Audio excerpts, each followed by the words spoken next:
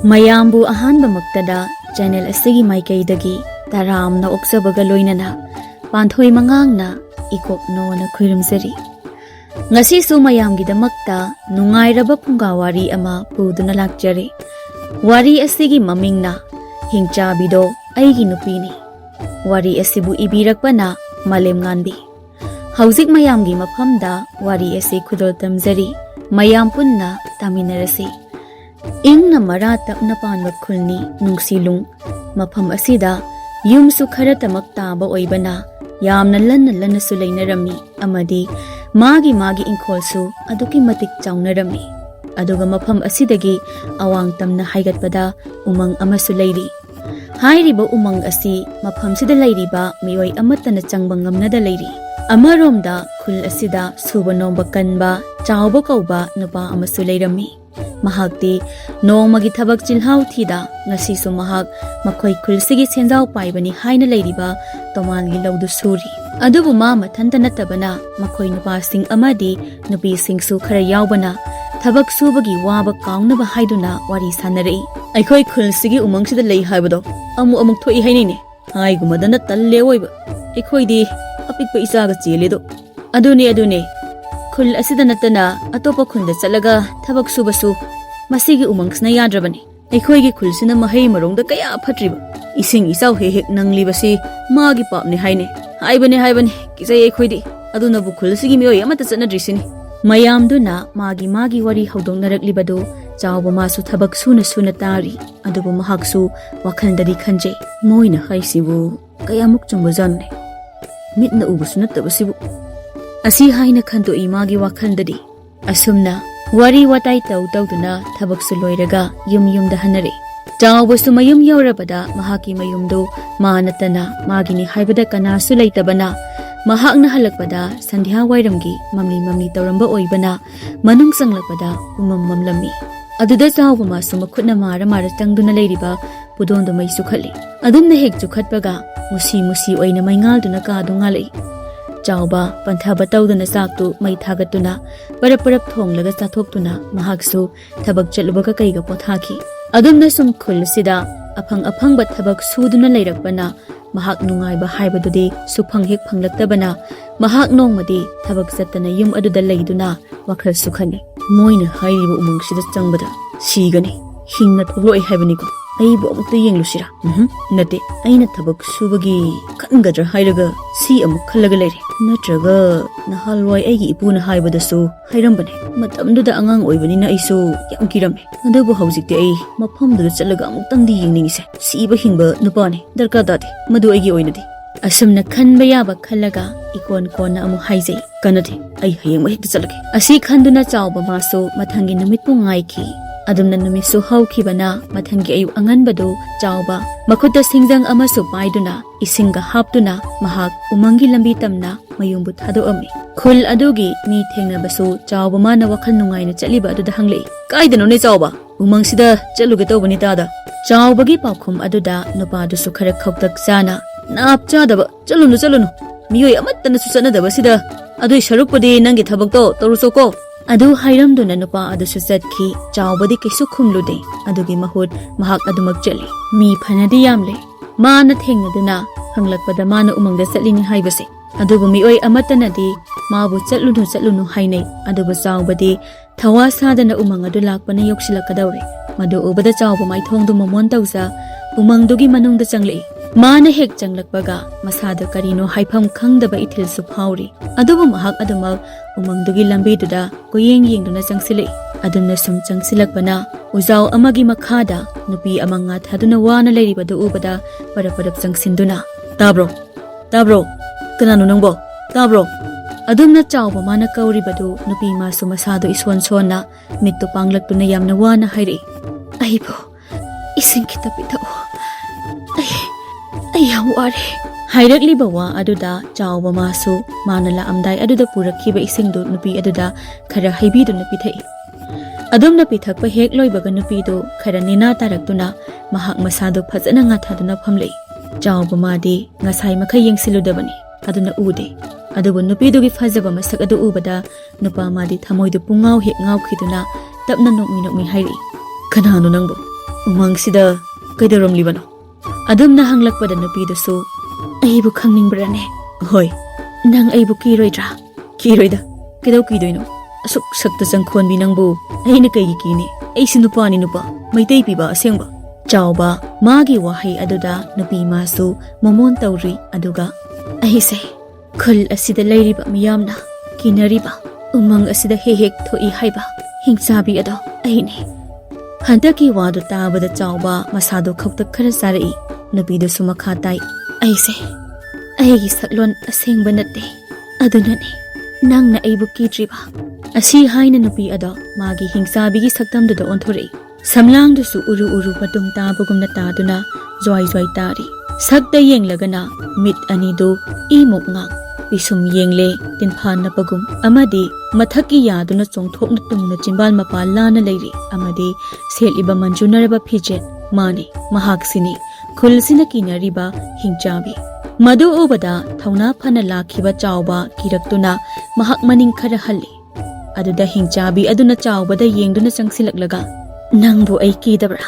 ꯍꯥ, ꯇꯥꯏꯕꯪ ꯃꯤ ꯅꯣꯏꯗꯤ ꯇꯧꯕꯤꯃꯜ ꯈꯪꯗꯕ ꯖꯤꯕ ꯑꯃꯅꯤ ꯍꯥꯏꯕꯗ ꯍꯥꯏꯃꯟꯕꯁꯨ ꯊꯣꯛꯂꯣꯏ꯫ ꯑꯁꯤ ꯍꯥꯏꯅ ꯈꯥꯛꯅ ꯈꯥꯛꯅ ꯅꯣꯛꯂꯛꯏ꯫ ꯃꯇꯧ ꯑꯗꯨꯗ ꯎꯃꯪ ꯑꯗꯨꯁꯨ ꯄꯨꯝꯅꯤꯜ ꯍꯦꯛ ꯅꯤꯜꯂꯤ꯫ ꯆꯥꯎꯕ ꯃꯁꯥꯗꯨ ꯀꯤꯔꯛꯂꯦ, ꯑꯗꯨꯕꯨ ꯃꯍꯥꯛ ꯃꯁꯥꯅ ꯉꯥꯏꯍꯥꯛꯀꯤ ꯃꯃꯥꯡꯗ ꯎꯔꯝꯕ ꯍꯤꯡꯆꯥꯕꯤ ꯑꯗꯨꯒꯤ ꯁꯛꯇꯝꯗꯨ ꯅꯤꯡꯁꯤꯡꯂꯤ, ꯑꯗꯨꯒ ꯍꯟꯊꯖꯗꯨꯅ ꯇꯞꯅ ꯍꯥꯏꯔꯛꯏ, ꯑꯩꯗꯤ ꯅꯪꯕꯨ ꯀꯤꯗꯦ꯫ ꯍꯤꯡꯆꯥꯕꯤꯗꯨꯁꯨ ꯆꯥꯎꯕ ꯃꯥꯅ ꯍꯥꯏꯔꯤꯕꯗꯨ ꯇꯥꯕꯗ ꯅꯣꯛꯂꯝꯕ ꯂꯦꯞꯇꯨꯅ ꯃꯥꯒꯤ ꯐꯖꯔꯕ ꯁꯛꯇꯝꯗꯨꯗ ꯑꯃꯨꯛ ꯑꯣꯟꯊꯣꯔꯛꯇꯨꯅ ꯌꯦꯡꯂꯛꯏ꯫ ꯆꯥꯎꯕꯁꯨ ꯃꯈꯥ ꯇꯥꯏ, ꯑꯩꯗꯤ ꯅꯪꯕꯨ ꯑꯍꯥꯟꯕ ꯎꯕ ꯃꯤꯀꯨꯞꯇ ꯊꯃꯣꯏ ꯑꯁꯤꯅ ꯅꯨꯡꯁꯤꯕ ꯄꯣꯛꯂꯨꯔꯦ꯫ ꯑꯗꯨꯅ ꯇꯥꯏꯕꯪ ꯃꯤꯌꯥꯝꯅ ꯅꯪꯕꯨ ꯀꯤꯔꯁꯨ ꯑꯩꯗꯤ ꯅꯪꯕꯨ ꯑꯀꯤꯕ ꯂꯩꯇꯦ꯫ ꯑꯗꯨꯅ ꯅꯪꯕꯨ ꯏꯅꯥꯛꯇ ꯊꯝꯕ ꯑꯩꯅ ꯉꯝꯒꯅꯤ꯫ ꯑꯗꯨꯗꯤ ꯅꯪꯕꯨ ꯇꯥꯏꯕꯪ ꯃꯤꯌꯥꯝ ꯑꯁꯤꯅ ꯑꯩꯕꯨ ꯀꯅꯥꯅꯣ ꯍꯪꯂꯕꯗꯤ ꯅꯪ ꯀꯔꯤ ꯍꯥꯏꯒꯅꯤ?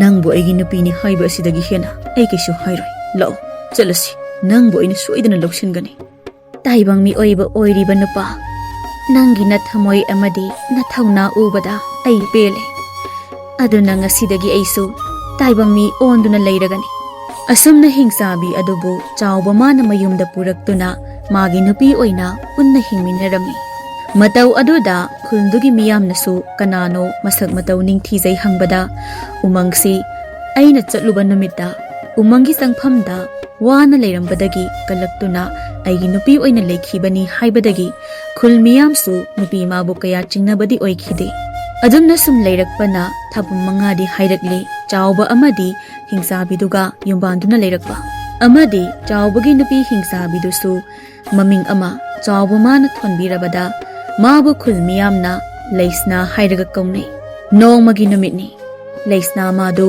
ꯃꯥꯒꯤ ꯅꯨꯄꯥ ꯆꯥꯎꯕꯅ ꯂꯧ ꯆꯠꯈꯤꯕꯒꯤ ꯍꯩꯊꯥ ꯄꯣꯊꯥ ꯊꯤꯜꯂꯛꯄꯅꯤ꯫ ꯂꯧ ꯁꯨꯃꯤꯟꯅꯔꯤꯕ ꯃꯤꯌꯥꯝꯗꯨꯅ ꯂꯩꯁꯅꯥ ꯃꯥꯅ ꯂꯥꯛꯂꯤꯕꯗꯨ ꯎꯕꯗ ꯍꯥꯏꯅꯔꯛꯏ, ꯆꯥꯎꯕ, ꯅꯪꯒꯤ ꯅꯨꯄꯤꯁꯤ ꯑꯣꯟꯊꯣꯛꯅꯁꯨ ꯐꯈ꯭ꯔꯦꯗꯀꯣ꯫ ꯍꯥꯏꯒꯨꯝꯕꯗꯨꯅ ꯆꯥꯎꯕ, ꯈꯨꯜꯁꯤꯗ ꯅꯪꯒꯤ ꯅꯨꯄꯤꯃꯨꯛ ꯐꯕ ꯏꯪ ꯇꯞꯄꯗꯤ ꯂꯩꯇꯦ꯫ ꯆꯥꯎꯕꯁꯨ ꯃꯌꯥꯝꯗꯨꯅ ꯍꯥꯏꯔꯤꯕ ꯑꯗꯨꯗ ꯅꯣꯛꯆꯩ, ꯑꯃꯗꯤ ꯂꯧ ꯀꯨꯝꯃꯤꯟꯅꯔꯤꯕ ꯑꯍꯟ ꯅꯨꯄꯤꯁꯤꯡꯗꯨꯁꯨ ꯍꯥꯏꯔꯛꯏ, ꯐꯩꯗ ꯐꯩꯗ, ꯑꯩꯁꯨ ꯂꯩꯁꯅꯥꯗ ꯋꯥ ꯑꯃꯠꯇ ꯍꯥꯏꯒꯦ ꯇꯧꯕꯅꯤ, ꯃꯥꯅ ꯂꯥꯛꯏꯉꯩꯁꯤꯗ ꯍꯥꯏꯍꯧꯔꯒꯦ꯫ ꯆꯥꯎꯕꯁꯨ ꯅꯣꯛꯇꯨꯅ ꯈꯨꯝꯂꯛꯏ, ꯍꯥꯏꯌꯣ ꯍꯥꯏꯌꯣ ꯏꯅꯦ꯫ ꯑꯗꯨꯝꯅ ꯍꯥꯏꯅꯔꯤꯉꯩ ꯂꯩꯁꯅꯥ ꯃꯥꯁꯨ ꯌꯧꯔꯛꯇꯨꯅ ꯅꯣꯛꯃꯤ ꯅꯣꯛꯃꯤ ꯃꯄꯨꯔꯣꯏꯕꯗ ꯌꯦꯡꯗꯨꯅ, ꯇꯥꯗ, ꯍꯩꯊꯥ ꯄꯣꯊꯥꯁꯤ ꯄꯨꯖꯔꯛꯂꯦ꯫ ꯆꯥꯎꯕ ꯃꯥꯁꯨ ꯌꯦꯡꯂꯛꯇꯨꯅ, ꯂꯥꯛꯑꯒꯦ, ꯑꯗꯨꯒꯤ ꯃꯔꯨꯝꯗꯨꯗ ꯂꯩꯔꯝꯃꯣ꯫ ꯑꯗꯨ ꯍꯥꯏꯔꯒ ꯃꯌꯥꯝꯗ ꯌꯦꯡꯗꯨꯅ, ꯏꯅꯦ ꯈꯨꯔꯥ ꯃꯌꯥꯝ, ꯂꯨꯄꯨꯒꯤ ꯍꯩꯊꯥ ꯄꯣꯊꯥ ꯂꯥꯛꯇ꯭ꯔꯤꯉꯩ ꯑꯩꯒꯤ ꯅꯨꯄꯤꯒꯤ ꯍꯩꯊꯥ ꯄꯣꯊꯥꯁꯦ ꯍꯥꯟꯅ ꯆꯥꯎꯔꯁꯤ, ꯑꯗꯨꯒ ꯑꯃꯨꯛ ꯍꯧꯅꯕ꯫ ꯍꯣꯏ ꯍꯣꯏ ꯍꯣꯏ, ꯌꯥꯏꯌꯦ꯫ ꯑꯁꯨꯝꯅ ꯃꯈꯣꯏ ꯄꯨꯂꯞ ꯂꯩꯁꯅꯥꯅ ꯂꯩꯔꯤꯕꯗꯨꯗ ꯂꯥꯛꯇꯨꯅ ꯄꯨꯟꯅ ꯐꯝꯃꯤ꯫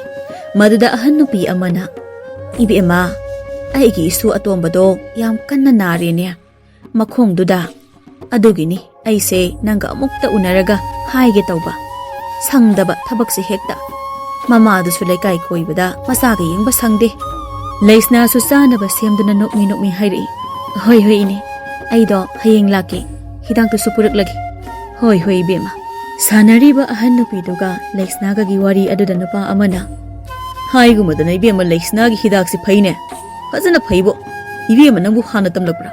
ꯍꯪꯂꯛꯂꯤꯕ ꯋꯥꯍꯪ ꯑꯗꯨꯗ ꯂꯩꯁꯅꯥ ꯃꯥꯁꯨ ꯐꯖꯅ ꯁꯦꯝꯗꯨꯅ ꯈꯨꯝꯂꯛꯏ, ꯑꯩꯒꯤ ꯕꯕꯥꯗꯣ ꯍꯤꯗꯥꯛ ꯃꯁꯛ ꯌꯥꯝꯅ ꯈꯪꯕ, ꯑꯗꯨꯒꯤ ꯑꯩꯁꯨ ꯈꯔ ꯈꯪꯍꯧꯕꯅꯤꯗ꯫ ꯑꯣ, ꯑꯗꯨꯅꯤꯅꯦ ꯑꯩꯅ ꯈꯜꯂꯦꯕ, ꯐꯩꯕꯣ, ꯐꯖꯅ ꯐꯩ ꯍꯤꯗꯥꯛꯇꯣ꯫ ꯑꯗꯨꯅ ꯍꯧꯖꯤꯛꯇꯤ ꯈꯨꯜꯁꯤꯗ ꯑꯅꯥꯕ ꯂꯩꯕꯗ Ibemagi manakta hekta puribani. Chawba ibo, laisna se fajana luna tawbiyuko. mayamduna hairakliba wa aduda chawba masu harau harau. Hoi hoi. Mayamna haidumaina tawbidoini. Adumna mayamdasu harau harau wari sanari. Khulsigi miyam sina hana yamna waramba mahai marung kaya pharamdaba adusu handak laisna mana lakpadagi kokhiduna mahai marung yamna phabasu oirakli. Khulsi adugisu mathakta anaba leirakpada laisna mana hidak semduna mioi kayabu layengbi amadi ising sauna hehek nangbasu amadi ising isaw hehek nangbasu handakti nanglaktana leiri. Maram asina khulsi hanadagi hena nungay yaifana pali. Masibu ubada chawba madi magi loinabi na sinbani haibasi khangbana magi loinabi asibu thak wangna thangali. Numidangi sa ising toklaba matamni chawba amadi laisna mangolda phamlaga thasama bu yengja. Nupi, ai ngasidi wahang ama hangge. Kai wahang Karigino umangda leiriba nangbu miyamsina kinariba tukatchanariba se aduga nangbu miyoibani haina khallagana kananasu nangbu kithe.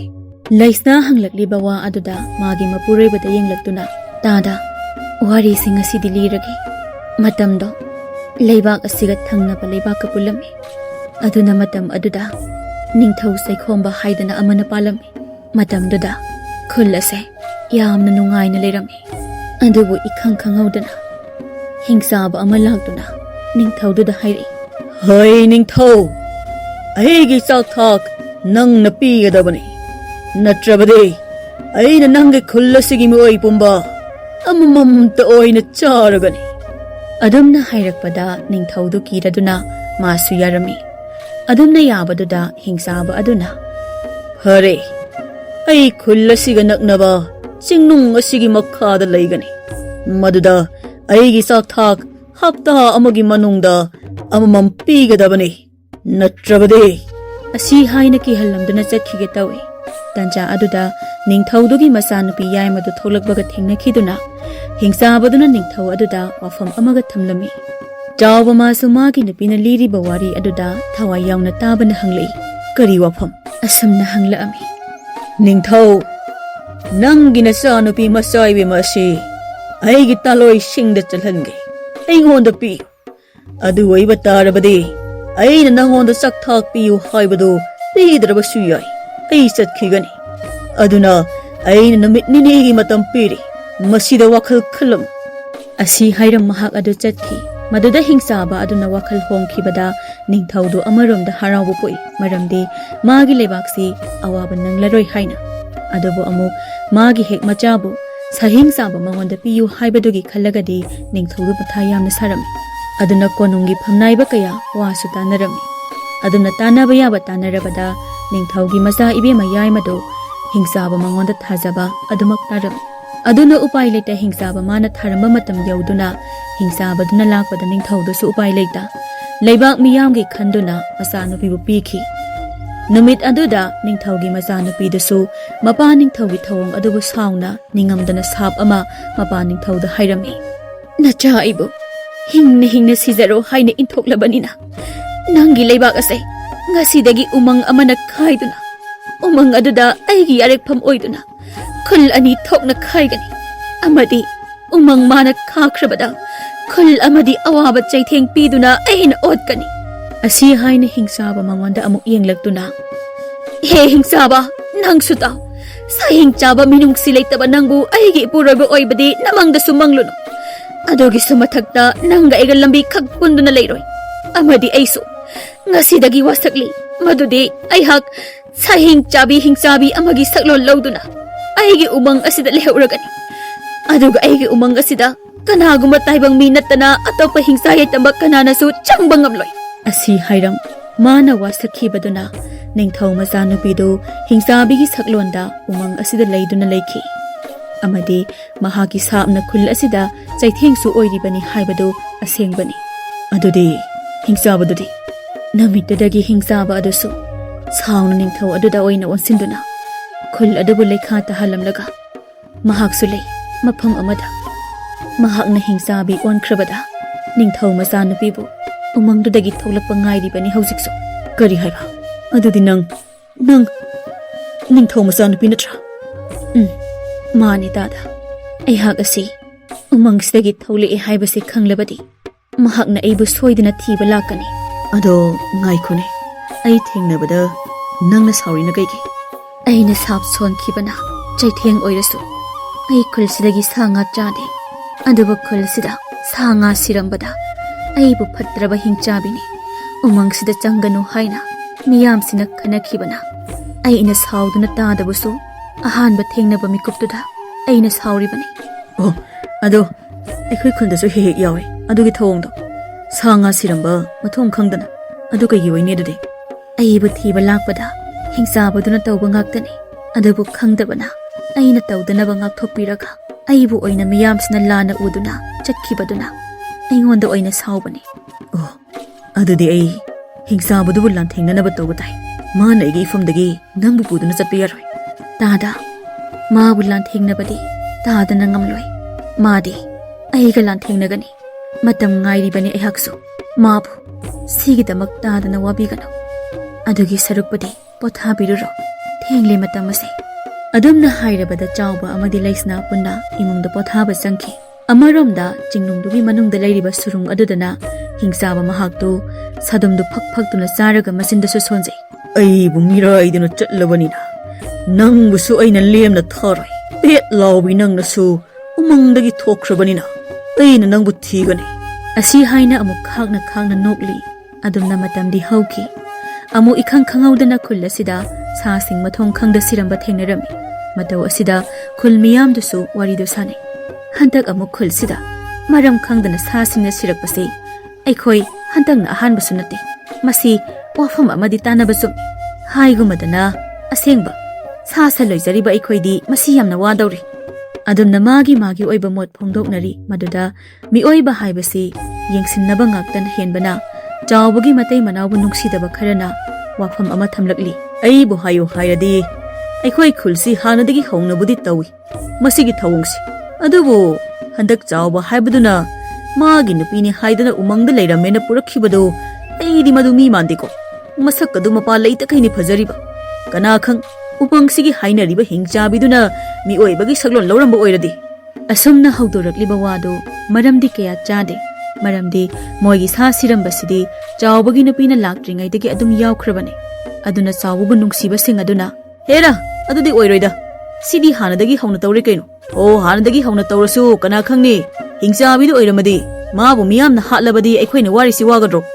Aduda kaigumba oiramdradi kamdoba. Aduna masa masagi daita taridana. Khulsigi khalaga kathokpada tare. Hera nangi wadu tabi yadre. Khulsida mateng pangliba mabu adugumba migi tawbimal khangdaba nate. Magi magunduna takpani sidi. Fare adudi changeng ama mayam tawrasi. Kari changeng none thainagi ipa ipu singna hainaramba mioi ama hekta khulsigi sana khongangsida pullaga mai thabada chaklabadi madu mioi bane. Aduga chaktraba aduna hingchabi oigani amadi mahaki saglonsu olakani haina. Hauzik phawba sana khongnang asi laigum latuna thamlibane aikhoina. Maramdi masina taibang mi amadi hingchabi singa marakta khaidoknaba thamlaba posak amani haiduna laknaribani.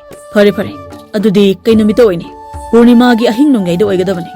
Adudi purnima si numit nini tangairini. Hoi adudi chawba matai manawdasu hairasi. Adumna miyamna warep lawbadu chawba amadi laisna masu taraduna chawbana kainoda khulsigini haiduna aigi nupisibu mai thaba hairibasibu aigi nupisimine aduna maiduna chaktuna sikhrabadi mayamna daita pugadawribra. Chawba aikhoisu kari haigadabano khangde. Adabu khunja sing asina haimanbada upai leita warepsi lawbani aikhoisu. Tawbimal khangdaba aigi nupisi natro noigi anaba yawbada mateng tawriba. Era chawba khulsigi khalo nathantagi khangdana. Adudi miyamna hairisi ai mayamgi kathoklo siro. Manini chawba noigi oina maida thabiro. Miyam sidi khulsigi mi asengbani. Adubu nangi loinabidi nate. Aduna aikhoina chingnaba koknabani. Masida yagadabani chawba. Mani yagadabani. Adu hairam mayamda chatki maduda chawba thawai wajana. Nangbu ifamdagi munba yaroi. Aina ngamnaba lanthengnagani. Tada aigi matam lakpagini khunja sing ase aina sapsu kokpiduna hingchabadugasu lanthengnaragi lepi ai handaki purnima asida mahaksu soidana lakani haibase aina thase amadi aina haidra taibang mi oibase tawbimal khwaidagi khangdaba jibani haiduna Madu yarai. Aina nangbu kanba ngamnaba hotnagani. Tadagi thaunado nanaw aisu harauba poksai. Adubu nanaw na haizari siyabiyo. Adumak yengbiyo. Adumna magi nupina themlabada chawba masu yaduna Purnima numitu ngaiki. Madamnadi hauki Purnima numiki ahing madamduda. Khunja mayamduna leisnabu thauri langduna. Sana khonang asawbadu konba thungba thauri amana. Yetuna mai thanaba silli. Tanja aduda Thazamana Purnima namit oibagi mangal nairambado grahana lakpagum oisilakliba matawdu khunja singdu akiba suphauri adubu makhoi thabaksi pangthoktaba yadabana pulliba leisna mabu mai thaba hauri maidasu asum chaglakpana leisna magi haksangdu wairaklabada mahaki oidiba hingchabigi saklondu olakli madu ubada khunja singdu ngakpaga kibaga punduna kharadi mayumda chenakhibasu yauri adumna leiringai mamlaba nongdol thaktuda hingchabadu supaiduna laklaga sana khongnang adda leiriba leisnada yengduna makhwang metuna nang boina madam kuinadagi ngairakpa ngasidi phangledo laklo nang boigi taloi singda challagani laklo adumna hairakpada hingchabigi saklon onkraba leisna sauna mainungdagi tholaktuna hingchaba adugi mangda lepleraduna nangna aibo nangi nupi oige haibadi aina hanasu haikre nangi oiba phangloi haina khari nangbu aigi oiba phangloi daba asi haina khakna nokli aduga makha tai nangna khullasi khanduna aingondagi ngak shelasu khulsina nangbu hingchabini haina nungside nangbu hatpa pame sida nangna moigi damak leiriba asumna hingchaba duna hairakpado ki duna lotlaga leiriba khunja singsu taribani aduna makhoi masensu gyan tarami leisnana moibu kanbina ba hotnai haibase hingchabaduna hairakpa tabada chawbusu sauna tholaktuna hingchabadуда yenglaktuna nangna igi ifamdagi aigi nupi pukhiba khangamoi hingchabadusu hairakliba aduda yengi kare taibang mi oiba aigi ichinjak oiriba nangnasu aibu singnaba sari asi haina makhongduna leibakta thinbada leibaktu thak nikli mataw aduda mayamdu hena kinari leisna masu sauna nangna aigi ipure basi sokpadi ai leiringe khak yaroi kare yaroi haibadi nangdi aigini nangna lamke lam haibi oiduna taibang mi oibadana yumpon adudi nangbusu aina soidana hatkani asi haina hingchaba aduna changsilai maduda chawba masu leisnagi mangda changsilubana hingchaba aduna saphukana humlakpada paithoktuna takhibana wakhal mangduna leikhi adu ubada leisna sauna hingchabaduga muknarami hainaba lei taibang midi lairadana nupi haiba nupi singsi nupadagi hena kanbadi oidabana leisna su hingchaba mana laksaba sumsum hele aduda leisna wakhal ama ningsinglei mana umangda leiringai mapu mabu ningsaba oibana amadi mana afaba tawjabana penbiduna mabu bor pibirambani imom nangna asawbana hingchabi saklon olabasu Ichadi minung silaibi amadi thamoi sengba asina nangna hatke khaliba hingchaba mabu hatpada